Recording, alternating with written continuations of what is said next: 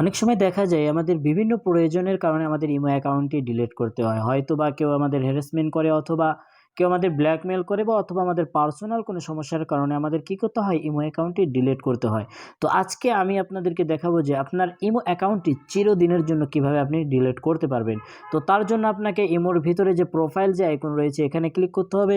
তারপরে এই যে দেখতে পাচ্ছেন সেটিংস নামের অপশন এখানে ক্লিক করবেন। ক্লিক করার পরে নিচে যদি একটু স্ক্রল করেন আপনারা দেখতে পারবেন অ্যাকাউন্ট সিকিউরিটি এখানে আপনি ক্লিক করবেন। ক্লিক করার পরে নিচে বন্ধুরা দেখতে পাচ্ছেন ডিলিট ইমো অ্যাকাউন্ট এখানে আপনাকে ক্লিক করতে হবে। ক্লিক করার পরে এই যে অ্যাপ্লাই টু ডিলিট এটাই ক্লিক করতে হবে। ক্লিক করার পরে বন্ধুরা এখানে কোন রিজনে আপনি ইমো অ্যাকাউন্ট ডিলিট করছেন তো আপনি অবশ্যই এই যে আদার রিজন এখানে আপনি ক্লিক করে দিবেন।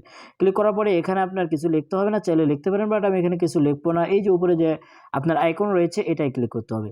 ক্লিক করার পরে এখানে যে আপনার ফোন নাম্বারটি রয়েছে ওই ফোন নাম্বারটি দিতে হবে, অর্থাৎ যেই নাম্বার আপনার ইমো অ্যাকাউন্টটি খোলা রয়েছে। তো বন্ধুরা কিন্তু দেখতেই পাচ্ছেন আমার এখানে নাম্বারটি দেওয়া হয়ে গেছে। তারপরে আপনাকে এই অপশানে ক্লিক করতে হবে। ক্লিক করার পরে এখানে একটু লোড নেবে। লোড নেওয়ার পরে আপনি নিচে যদি একটু অপেক্ষা করেন, এই যে দেখেন আপনার সেকেন্ড উঠছে, তো আমি একটু অপেক্ষা করব। তো বন্ধুরা তারপরে দেখতে পাচ্ছেন এই যে এগ্রি অ্যান্ড ডিলিট এখানে যদি আপনি ক্লিক করেন, ক্লিক করার পরে এই যে ডিলিট যদি ক্লিক করেন তাহলে কিন্তু আপনার ইমো অ্যাকাউন্টটি ডিলিট হয়ে গেল কিন্তু অলরেডি। তো এই যে বন্ধুরা দেখতে পাচ্ছেন আমার ইমো অ্যাকাউন্টটি কিন্তু অলরেডি ডিলিট হয়ে গিয়েছে।